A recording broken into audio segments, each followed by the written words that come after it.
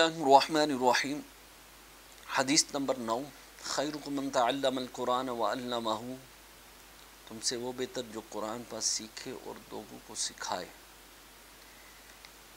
क्योंकि कुरान पाक एक अजीम किताब है, अफजल किताब है। इसमें बेशुमार हदीस मुबारक आई हैं इसके बारे में। इन अफ़दलकुम मन तअल्लम अल-कुरान व अल्लमहु।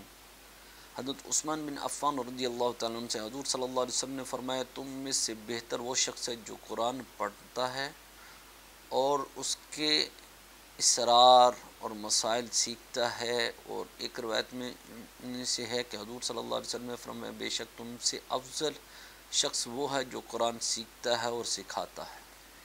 यानी सबसे अफजल ये चीज़ है कि जो कुरान सीखता है और सिखाता है। कुरान बड़ी प्यारी चीज़ है।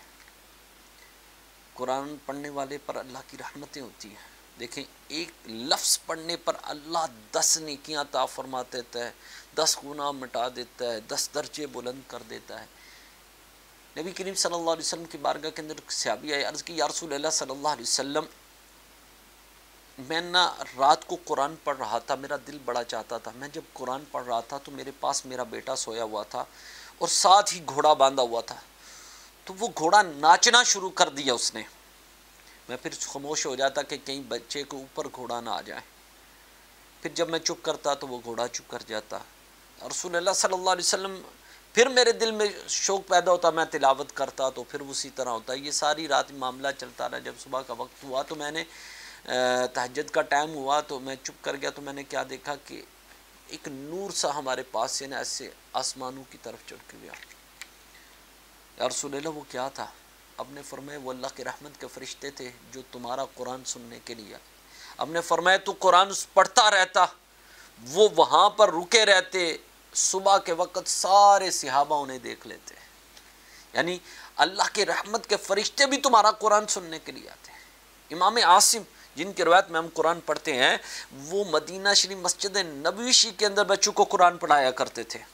उनके पास से बड़ी उम्दा खुशबू आया करती थी, ठीक है ना। जब उम्दा खुशबू आया करती थी तो किसी ने सवाल किया, हुजूर कि आपसे बड़ी उम्दा खुशबू आती है, इसकी वजह क्या है? आपने फरमाया, ये राज की बात है। उसने बार बार इसरार किया। आपने फरमाया, फिर सुन, बात इस तरह है, एक रात मैं सोया तो मेरे आका की मुझे ज़ियारत हुई और मेरे आका ने फरमाया कि तू मेरी मस्जिद के अंदर बच्चों को कुरान पढ़ाता है।